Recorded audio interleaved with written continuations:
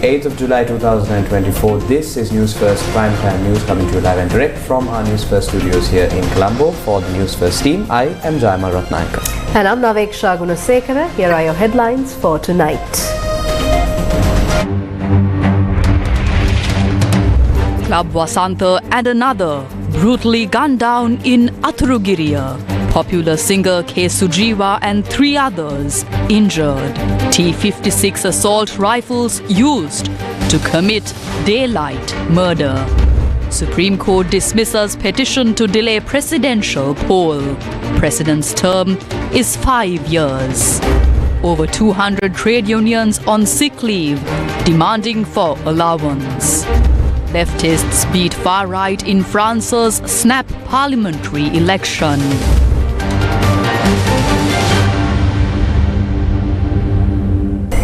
In tonight's top story, Surendra Vasantha Perera, also known as Club Vasantha, was brutally gunned down in Athrugiriya by 2 unidentified gunmen. Another person who was injured also died. Sri Lanka police said that a comprehensive investigation is underway into the brutal daylight murder. Some of our viewers might find the following footage disturbing. Therefore, viewer discretion is advised.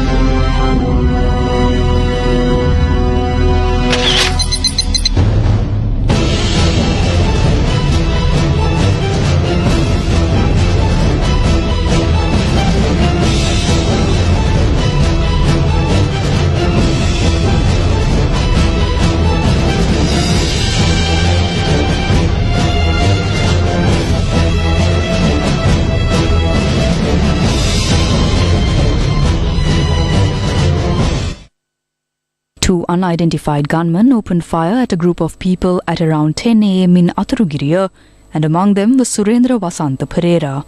He was fondly known by his alias Club Vasantha.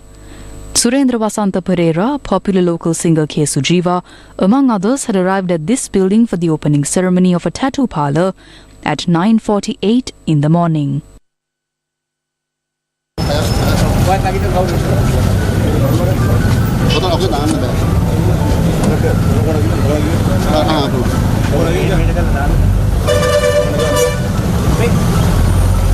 මා මේ මොහොත වන විට රැඳී සිටින්නේ අතුරුගිරිය නගර මැදේ පිහිටි ඔරලෝසු කණුව ඉදිරි පිටින් මිලේනියම් සිටි දෙසට දිවෙන ඔරුවල මාර්ගයේ මීටර 30ක් පමණ අභ්‍යන්තරයට වන්නටයි මෙම ස්ථානයේදී තමයි අද උදෑසන වෙඩි ප්‍රහාරයකින් වසන්ත පෙරේරා හෙවත් ක්ලබ් වසන්ත මහතා ජීවිතක්ෂයට පත්වන්නේ. මෙම ස්ථානයේ පැවති උත්සව අවස්ථාවකට එක්වෙමින් සිටියේදී නාදුරන වෙඩික්කරුවන් දෙදෙනෙකු විසින් එල්ල කළ වෙඩි ප්‍රහාරයකින් තමයි අද උදෑසන ඔහු ජීවිතක්ෂයට පත් වූ බවට තොරතුරු වාර්තා වූයේ. ඒකම මෙම උත්සව අවස්ථාවට සහභාගී වෙමින් සිටි ජනප්‍රිය ගායන ශිල්පිනී කේ සුජීවා මහත්මියත් මෙම වෙඩි තැබීමෙන් තුවාල ලැබූ බව අපට පසුව වාර්තා වුණා. ඒකම තවත් පුද්ගලයන් කිහිප දෙනෙකු මෙම වෙඩි ප්‍රහාරයට ලක්ව තුවාල ලැබූ බවටයි රෝහල් ආරංචි මාර්ග සඳහන් කර සිටියේ. මේ මා පසුපසින් ඔබ දකින්නේ කේ සුජීවා ජනප්‍රිය ගායන ශිල්පිනිය මෙම උත්සව අවස්ථාවට සහභාගී වීමට පැමිණි වාහනය අද උදැසන මෙම ස්ථානයේ පැවති මෙම උත්සව අවස්ථාවේදී අදාළ වෙඩික්කරුවන් දෙදෙනා මෙම වෙඩි ප්‍රහාරය එල්ල කළ බවට තොරතුරු වාර්තා වූයේ. A 37-year-old man named Nayana Vasula Vijayasuriya, a resident of Rathuvilavatta, Athrugiriya, succumbed to his injuries sustained during the incident, which also resulted in the death of Club Vasantha. Their bodies have been placed at the Homagama Base Hospital. Club Vasantha's wife, Manik Vijayawardhana, and a woman named Yomana Kaushadi, who sustained injuries in the shooting, were also admitted to the Homagama Base Hospital.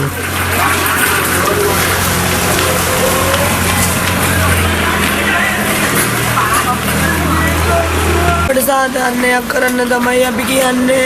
මොකද වෙලා තියෙන්නේ? මම දන්නේ මගේ පුතාගේ tattoo shop එක open කරා ඉතින් මම මොකුත් දන්නේ නැහැ. Popular local singer K. Sujiva, who was shot, was initially admitted to the Athrugiriya hospital.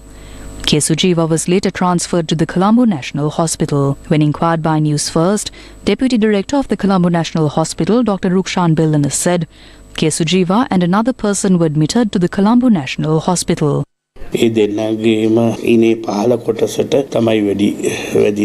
were both shot below their waist. It is yet to be confirmed whether one of them was shot or sustained injuries in another manner. The woman is conscious, although some of the injuries on the woman's legs are critical. The car that the suspects used to carry out the shooting was found around 12:45 p.m. on a road in Kuratota, Navagamua. Police said the suspects abandoned the car and fled in a van.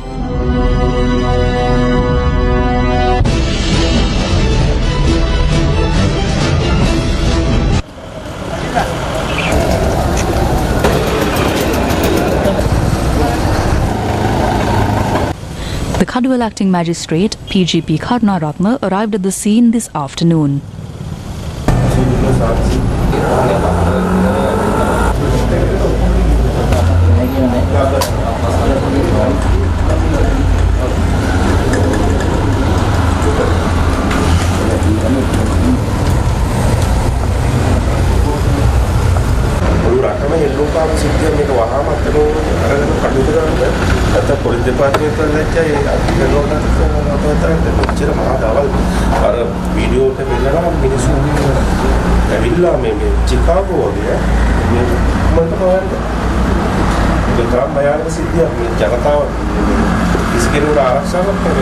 Surendra Vasantha Pereira, an entrepreneur, has been infamous since the 90s as the owner of hotels and karaoke clubs in several cities including Colombo and Nuerelia. He has 600,000 followers on Facebook, where he has gained popularity over various social services he is involved in. 55-year-old Surendra Vasantha Pereira was a father of 4 children. Investigations are underway to arrest the suspects. They are yet to be identified. We have uncovered that this was an attack planned from overseas. We have informed the relevant units, including the airport. However, we haven't received information of them leaving the country so far. All security forces, Sri Lanka police teams and the intelligence units have been informed in this regard. There is a mark on the bullet casings, but we haven't determined the meaning behind it. It has 3 letters, K, P, I. We are using it as a lead in our investigations, but we cannot say for certain what it stands for.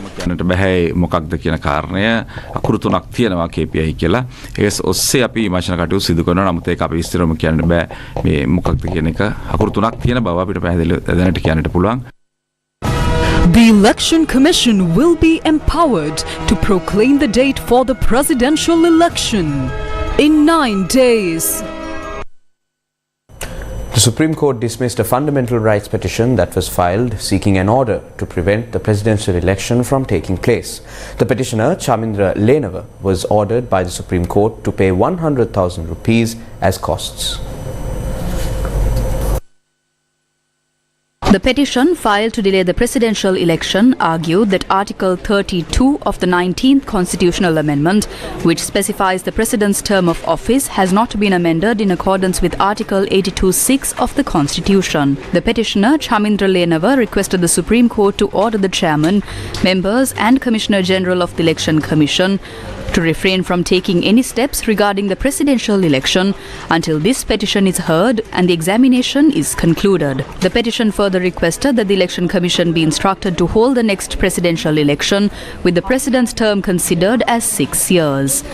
This petition was heard in the presence of a 5-member bench comprising Chief Justice Jayanta Jayasuriya and Justices Vijit Malalgoda, Murdu Fernando, P. Padman Surasena and S. Thurai Raja. Deputy Solicitor General Kanishka De Silva, representing the Attorney General, filing preliminary objections, stated that the President's term is clearly defined as 5 years in the Constitution. She noted that the 19th Constitutional Amendment reduced the President's term to 5 years, and after an interpretation by the Supreme Court, it was properly amended and enacted into law by Parliament. The Deputy Solicitor General argued that no fundamental rights had been violated as claimed by the petitioner and that the petition should be dismissed without a hearing.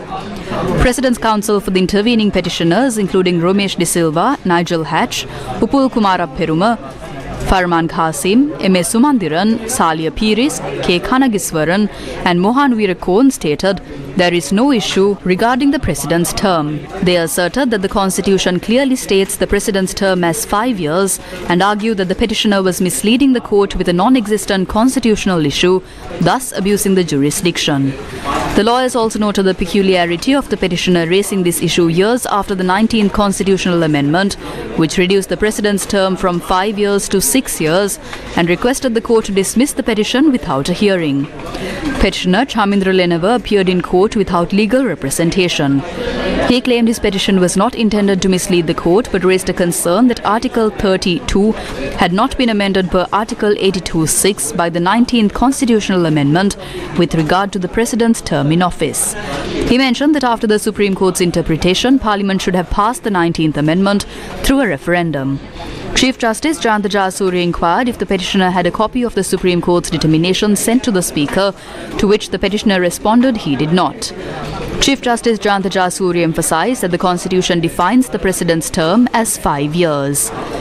He also noted that when the 19th Amendment to the Constitution was introduced, it was brought to the Supreme Court for a determination, and that determination was informed to Parliament. He clarified that the Supreme Court had not indicated a need for a referendum for those amendments. The Chief Justice cautioned the petitioner, a law degree holder, to be knowledgeable about the law and not waste the court's time. The bench highlighted that a similar writ petition was dismissed by the Supreme Court in 2019 and stated there were insufficient grounds to sustain the current petition.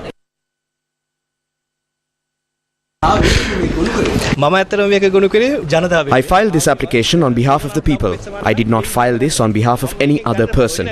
I gain nothing. If anyone wants to probe my bank accounts and assets, they would realize that there was no increase in my wealth. When decisions are being made, one should not be emotional. As a Buddhist, I can say that one must not reach a decision in such a manner.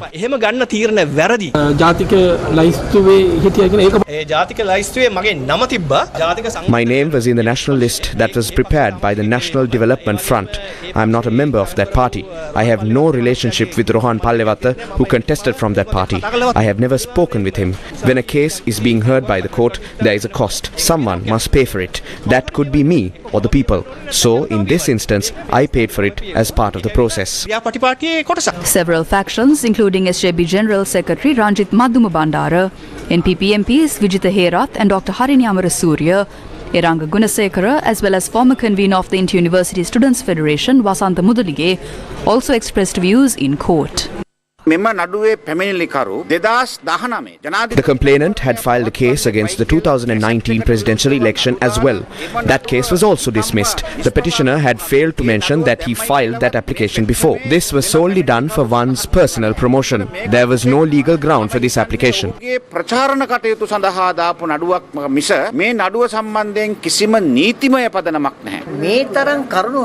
petitioner who concealed facts from the court had filed a petition and failed to respond to the questions posed by the court. He was calling for the 5-year term mentioned in the 19th Amendment to be converted to 6 years. We believe the government was behind this.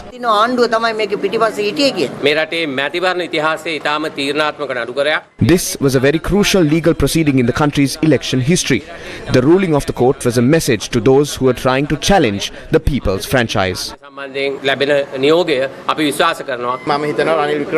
This sent a clear message to Ranil Wickremesinghe to end such falsehoods. He has less than 3 months to remain. If he can call for the election before the Election Commission, it would be a service to the country. The Supreme Court has dismissed the petition filed claiming that the presidential term is 6 years and not 5. There were preliminary objections raised by several of us. Court has upheld the preliminary objections and dismissed the petition, saying it is a frivolous petition, and ordered costs in a sum of 100,000 rupees against the petitioner. Professor G.L. Piris asserts that the government is attempting to prolong the current regime without a mandate from the people. He conveyed these remarks during an interaction with the Anunayaka of the Malwatu chapter, the Most Venerable Dimul Kumbure Vimalathammathero. Parliamentarian Professor G.L. Piris visited the Askiri Mahavihara in Kandy and called on the Mahanayaka of the Askiri chapter, the most venerable Varakagoda Sri Gnanaratana Thero. He also visited the Malwatu Mahavihara and called on the Anunayaka of the Malwatu chapter, the most venerable Dimbul Kumbure Vimala Dhamma Thero.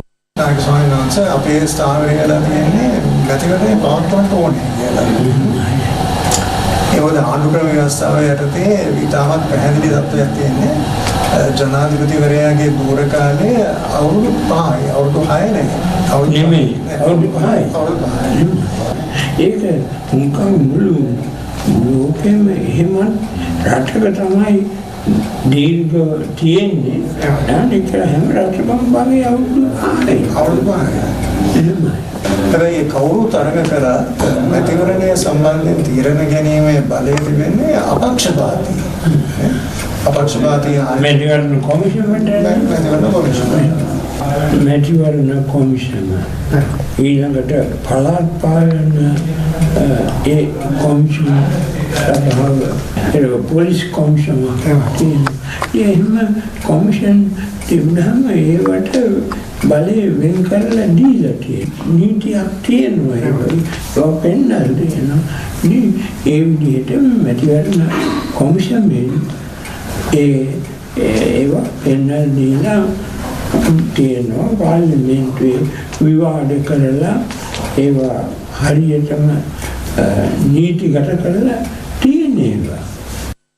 Thereafter, Professor G.L. Piris commented to the media. කිසිම දවසක ජනතාව පත් කරපු ජනාධිපතිවරයෙක් නෙවෙයි වර්තමාන ජනාධිපති. The incumbent president was never elected by the people. This is the root cause for all the issues. The people do not view this government as one that they appointed. That should be addressed. That is why we call for an election to take place. During the president's term, not a single election took place. Why are they afraid of the people? They are not calling for elections because they are aware of the result. This is what they had been doing all along. However, we will not allow them to do anything with regard to the presidential election. We have no doubt about the election result. The MP also called on Venerable Dr. Madagama Dhammananda Thero of the Askiri chapter. The Samik Jana Balavegya says that various tactics to delay the elections are still in operation. ගුණ්ඩු දාලා රනිල් වික්‍රමසිංහ ජනාධිපතිවරයා උත්සාහ කරනවා මැතිවරණය නොතියන්. දැන් ඔබ දන්නවා එක්සත් ජාතික පක්ෂයේ මහලේකම් එක්සත් ජාතික පක්ෂයේ සභාපති දිගින් දිගටම කිව්වා. President Ranil Wickremesinghe is using various tactics to postpone the election. The General Secretary and the Chairman of the UNP have been saying that the presidential election and general election should be delayed. At one point they said that only Ranil Wickremesinghe should be the candidate and no one else is fit to be a candidate. Such kind of games were played even in the local government elections. An order was also given by the courts to make the necessary funds available for the local government pool. But ignoring the court, Ranil Wickremesinghe made sure the local government election was not held. Considering his history, he did not contest for many presidential elections, although he was the leader of the United National Party. Ranil Wickremesinghe මැතිතුමා පළාත් සභා මැතිවරණය නොතියන්නත් කටයුතු කරා. ඒ විතරක් නෙමෙයි එතුමාගේ ඉතිහාසය ගත්තොතින් ජනාධිපතිවරණ ගණනාවක් සජ්ජාතික පක්ෂයේ නායකයා වුණත් ජනාධිපතිවරණ වලට ඉදිරිපත් වුණේ නැහැ. මේ එතුමාගේ ඉතිහාසය. Member of Parliament Udaya Gamampila shed light on another possible method to impede the conduct of the election. මුද්‍රණාලය හරහා ජනාධිපතිවරණයත් අතුරුදාන් කිරීමේ කුමන්ත්‍රණයක් අපිට හෙළි කරගන්න පුළුවන් වුණා අමාත්‍ය මණ්ඩල පත්‍රිකා. With access to a cabinet paper, we managed to uncover a plot to further delay the presidential election via the government printer. This document reveals that a ministerial committee is to be appointed to consider increasing the additional bonus for employees of the government printer. However, the committee recommended eliminating the existing bonus and relocating the government printer from Borella to a remote area. This decision has enraged the government printer's employees. If they launch a protest once the election is announced, there is a risk that the presidential election will face similar disruptions as the local government election. ප්‍රකාශයට පත් කළාට පස්සේ මුද්‍රණාලයේ වැඩ වර්ජනයක් ඇති වුණොත් පුංචි ඡන්දයට වෙච්ච දේම ජනාධිපතිවරණයට සිදුවීමේ අවදානමක් තියෙනවා. Member of Parliament Dayasiri Jayasekara regained access to the Sri Lanka Freedom Party today. Mahinda Amaravira, Lasantha Alagiyawanna and Veerakumara Disanayaka visited the SLFP party headquarters earlier today as well. Meanwhile, parliamentarian Sirasa says that he is still the General Secretary of the SLFP. Although MP Sirasa attempted to enter the SLFP headquarters last week following a court order reversing a decision by the SLFP removing him from the party membership and the post of General Secretary, he was obstructed by the police. However, a group including Minister Mahinda Amarawira arrived at the SLFP headquarters today and also addressed the media. Anyone can assume duties on the side of the road. A chairman and General Secretary have been appointed legally. Nimal Siripala de Silva and Dugundit Sanayaka are functioning as the chairman and General Secretary, respectively. Something completely illegal had taken place last week. That is because the courts have handed down an order to ensure that Nimal Siripala and Dugundit Sanayaka are allowed to function in their roles without any hindrance. That order has been breached. There were 6 to 7 organizers present there as well. Everything is ready to file legal action against them for contempt of court.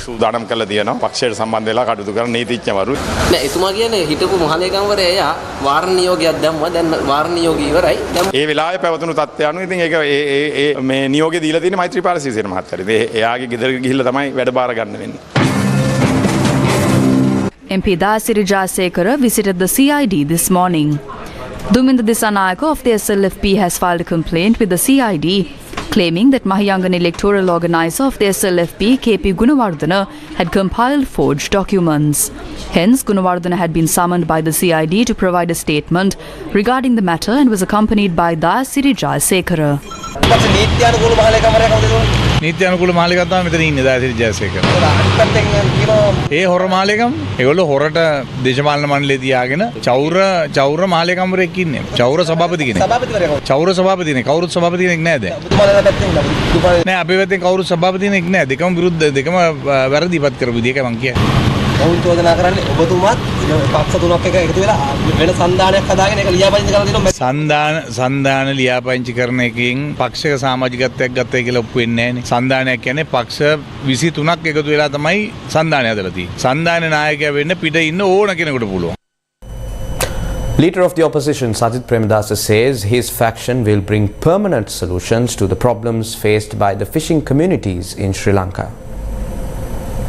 විදේශීය රටවල දීවර ප්‍රජාව අපේ රටේ මුහුදු සීමාවේ දීවර කර්ම. The northern fishing community is facing serious issues due to poaching by fishermen from other countries. By the end of this year, we will bring permanent solutions to these issues by engaging with the leaders of those countries in a cordial manner. ස්ථිර විසඳුමක් මේ දීවර ප්‍රජාවට අපි ලබා දෙනවායි කියන එක මම මේ අවස්ථාවේ සඳහන් කරන්නට කැමතියි. The opposition leader made these comments at the event to hand over a smart classroom to the St. Joseph's Mahavidyalaya in Mannar under the 297th phase of the Sakwala program. The power of the people. Clean water is a basic human right, but for 500 families in Galambindunuvaba, it was a privilege. Now, a new water purification system ensures a vital resource, leaving a legacy of well-being for generations to come.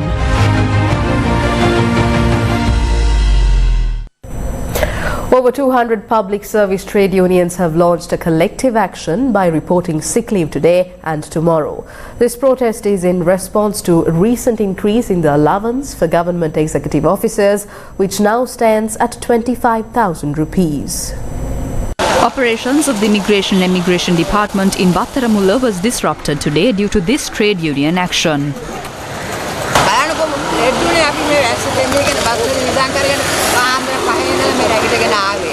The Department of Registration of Persons also faced disruptions.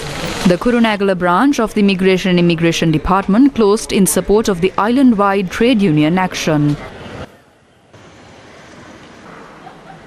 උදේ යාපනයේ ඉඳලා මොකද කිව්වේ බදාදා එන්නලු. ඔය stake ලෝ 5000ක් විතර කරගෙන ආවේ අපි. අපිට ඒක කරන්නේ මේ රජේ. අද ස්ට්‍රයික් වැල්පාලමේ දිගටම යන්න වෙනවා. Many employees of the Department of Labour and Colombo District Secretariat in Narahempita had not reported to work today.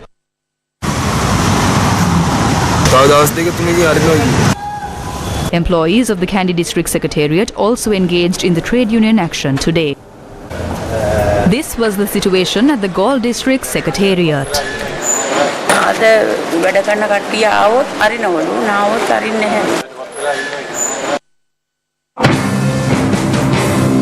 The state and provincial government services collective and other trade union representatives held a protest opposite the Ministry of State Administration, Home Affairs, provincial councils and local government. The protest demanded an increased allowance of 25,000 rupees as given to executive officers.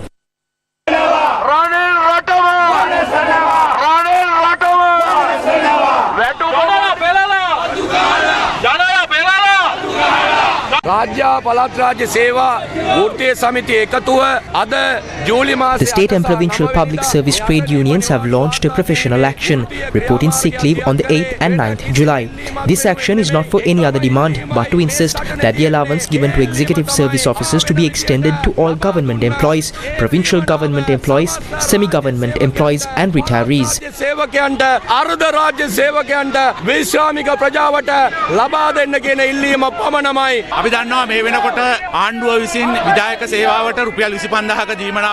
We know that the government has given an allowance of 25,000 rupees to the executive service due to the high cost of living. However, the government, the Minister of Finance and the Minister of State claims that there is no money to increase the salaries of public servants. While they continue to assert this, the reality is that lower level public servants face the same cost of living challenges. Do lower officials consume less rice, coconut, bread, sugar and lentils than high-ranking officials? This is why government employees across Sri Lanka have reported sick leave for 2 days. This action is being carried out successfully.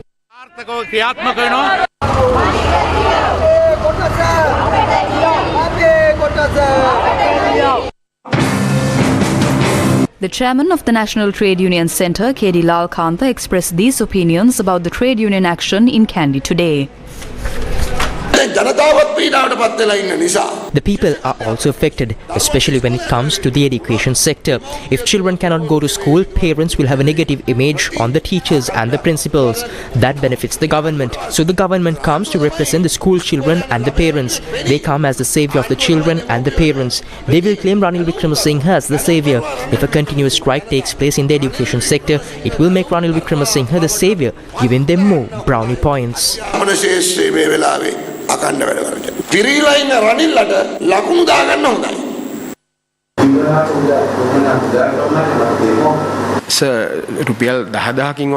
If we increase salaries by around 10,000 rupees in general, it comes to around 140 billion rupees. If we increase it by 20,000 rupees, it comes to 280 billion rupees.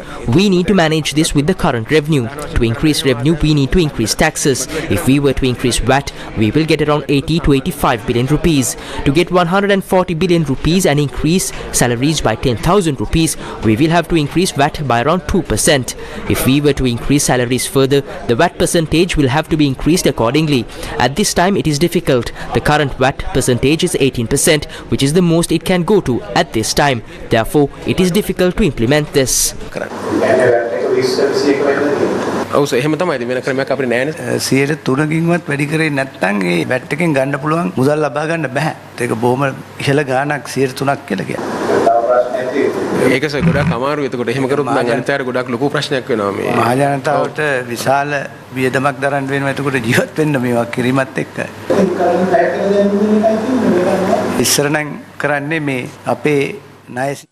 In the past, they increased the debt ceiling or asked the central bank to print money to give increments. We can't do either of that now. We cannot obtain funds from the central bank as we don't have the legal provisions for it, and we can't maintain the primary surplus by increasing our debt ceiling.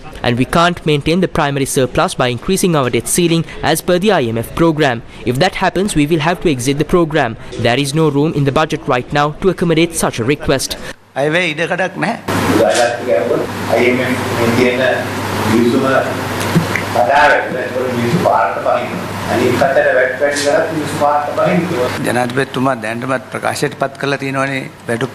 President already announced that any salary revision will have to take place next year. A separate committee of experts was also appointed to look into the salary disparities. These requests can be considered when the next budget is introduced and not with the current one. There is no provision to source additional funds.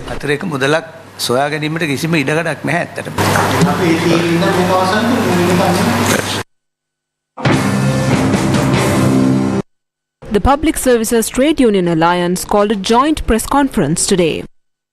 When Ranil Wickremesinghe came in as the successor president, the VAT was 8%. Then, VAT was increased from 8 to 18%, and the revenue received from that VAT was not distributed amongst the people of this country, including the state sector and the estate sector. They collected the VAT under the guise of domestic debt optimization and distributed it to their close friends as a tax relief.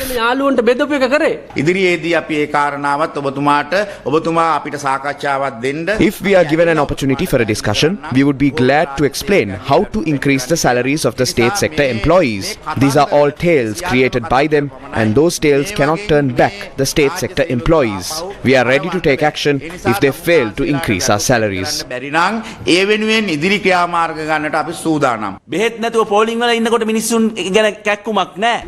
care about the people when they stayed in long queues. It is only after the government sector employees took to the streets demanding for a salary increase, the government started to worry about the people of this country.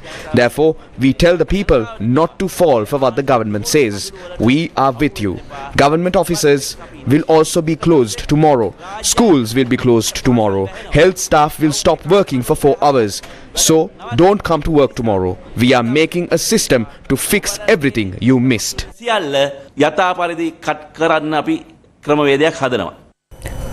14 new sectors have been added to the tax registry. This was announced by State Minister Dr. Ranjit Siambalapitiya. State Minister of Finance Dr. Ranjit Siambalapitiya announced that 14 previously overlooked sectors are now registered for tax payment and are required to pay taxes. These sectors include private schools, private tutoring classes, large-scale private medical service providers, engineering services, lawyer services and surveyor services. He said that the Inland Revenue Department is actively investigating the income of those registered in these fields. The community has rallied behind the new medical superintendent at the Chavakacheri Base Hospital amidst a doctor's strike action. The residents in the Chavakacheri Base Hospital area held a protest to show their support to the newly appointed medical superintendent.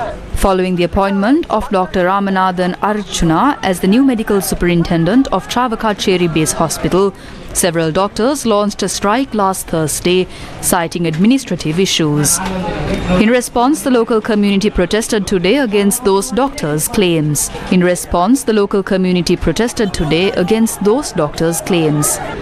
Security forces, including the Special Task Force and the Police Anti-Riot Squad, were present during the demonstration.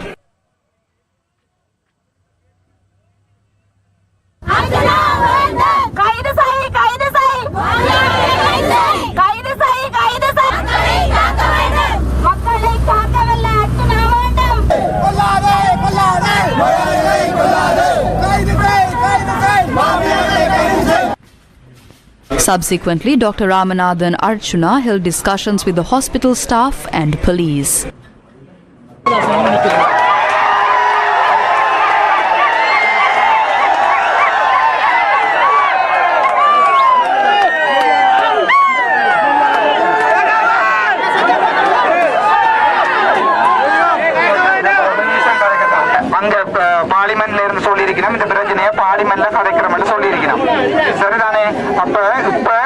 They called me to discuss the issue. They assured me they will bring justice to the hospital and the public. As long as I am here, I have not allowed anyone to die.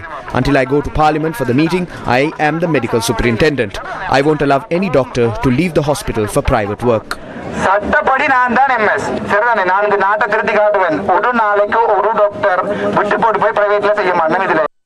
Meanwhile, the Government Medical Officers Association held a press conference at Chavakacheri Base Hospital, emphasizing their intention to strike until a solution is found. GMOA Northern Province Coordinator Dr. T. Mayuran announced a one-day strike today against Dr. Ramanathan Archuna. Additionally, OPD services at the hospital were disrupted due to the strike.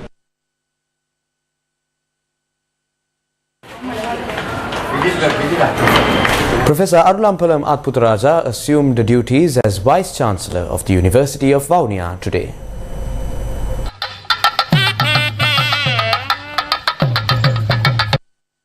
Professor Arulampalam Atputaraja assumed duties as Vice Chancellor of the University of Vanitha at the Department of Information Technology Hall.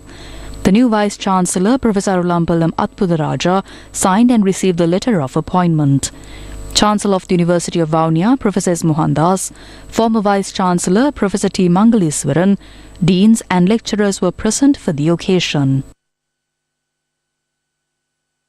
My target for the next 3 years is working with the heart of the people here and the staff here, make their life much easy using the modernized technologies, something like digitalization and automation, and also realize their problems and understand and effectively manage the system, efficiently manage the system, which will bring the university very solid and transparency and take the university further into the other level.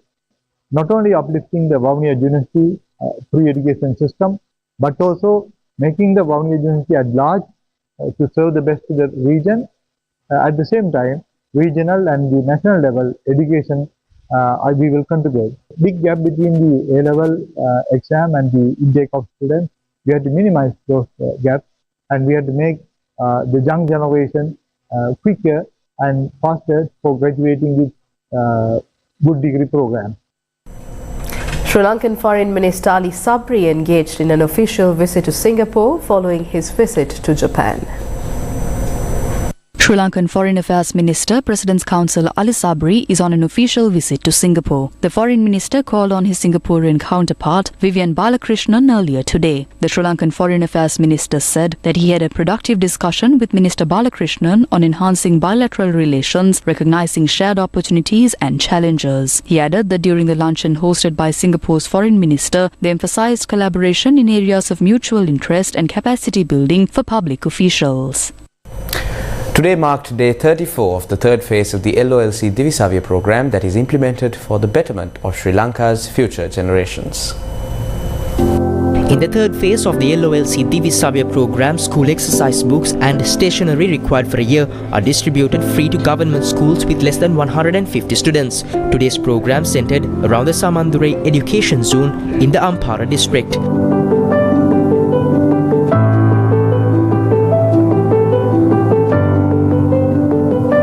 School exercise books and stationery were donated to students from the Al-Aqsa Vidyalaya, Kaduwil Al-Hira Vidyalaya, Ilukkuwene Government Muslim Mixed School, Etalakulam Government Muslim Mixed School and Hijra Muslim Vidyalaya. More donations were made at the Samandure Zonal Education Office. This evening, school exercise books and stationery were donated to students at the Vangama Orabisha Vidyalaya.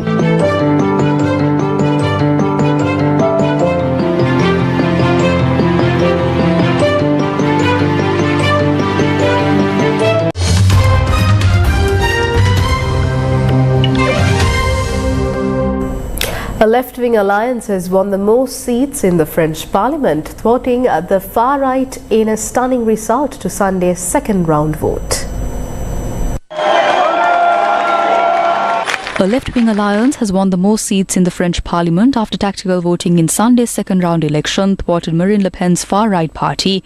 But France will be left in political limbo after no party came close to winning an absolute majority. Unable to call a new election for at least another year, and with 3 years left of his term, President Emmanuel Macron looks set to preside over an unruly parliament as problems mount at home and abroad. In a surprise result, the New Popular Front, a cluster of several parties ranging from the far-left France Unbowed Party to the more moderate Socialists and the Ecologists, won 182 seats in the National Assembly, making it the largest group but well short of the 289 required for an absolute majority. Macron's centrist Ensemble Alliance won 163 seats, and Marine Le Pen's far-right National Rally Party and its allies won 143 seats. The National Rally Party's strong showing in the first round stirred fears that France could be on the cusp of electing its first far-right government since the collaborationist Vichy regime of World War II. But Sunday's results come as a huge upset and show French voters' overwhelming growing desire to keep the far right from gaining power,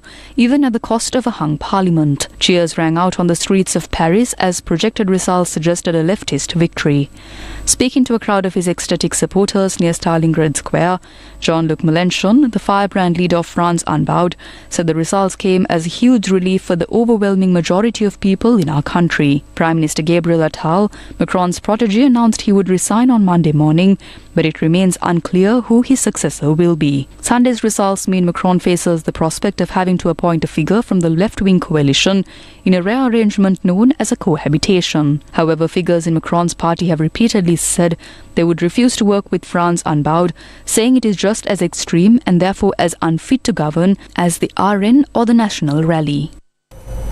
Hundreds of Kenyans have attended a concert in the capital Nairobi, chanting slogans and dancing to commemorate dozens of people killed in recent anti-government protests. The cancellation of Kenya's Finance Bill 2024 following widespread anti-tax protests has forced the government to reassess the budget and explore alternative revenue sources to prevent economic instability.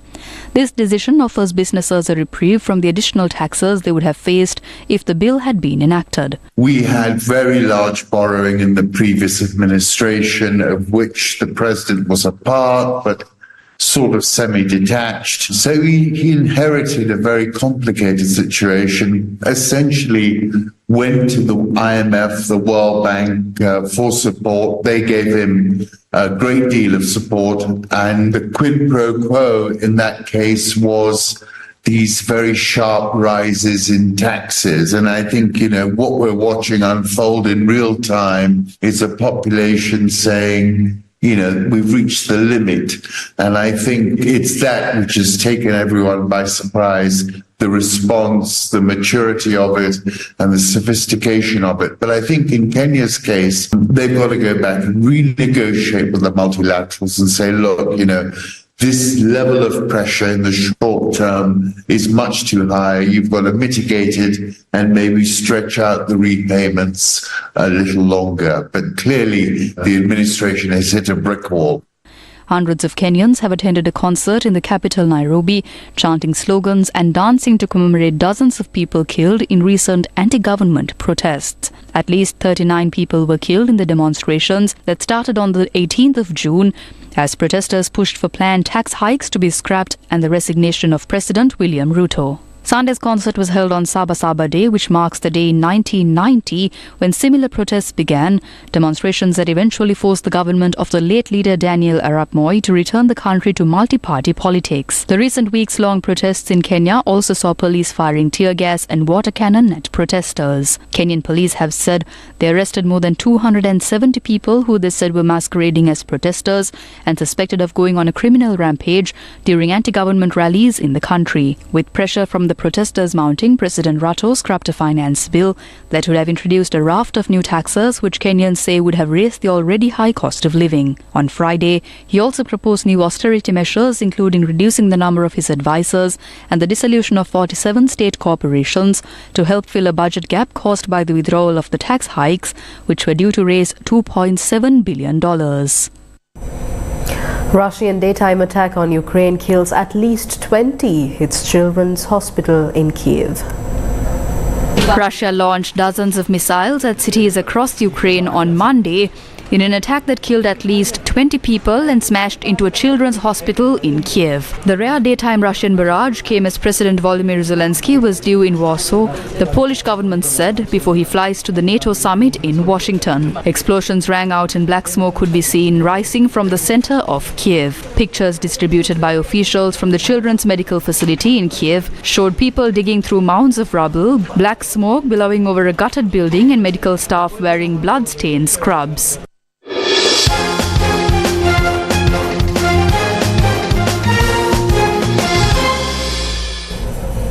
A delegation of 15 individuals, including 6 athletes from Sri Lanka, is set to participate in this year's Paris Olympics. This was disclosed during a press conference held today at the Olympic House in Colombo.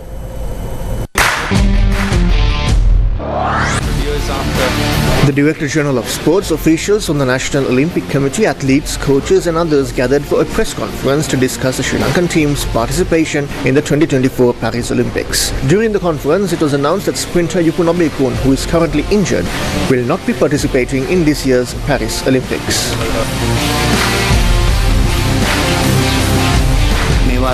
We have 6 athletes, with 4 of them directly qualifying. It is not an easy feat. Only 1,500 athletes worldwide qualify. Even though our country is small, being among those 1,500 is significant. Next time we aim to do even better. I am confident that the Athletics Association, Badminton Association and other associations will step up their efforts. And that's a wrap of Primetime News for tonight. Thank you for watching. Good night.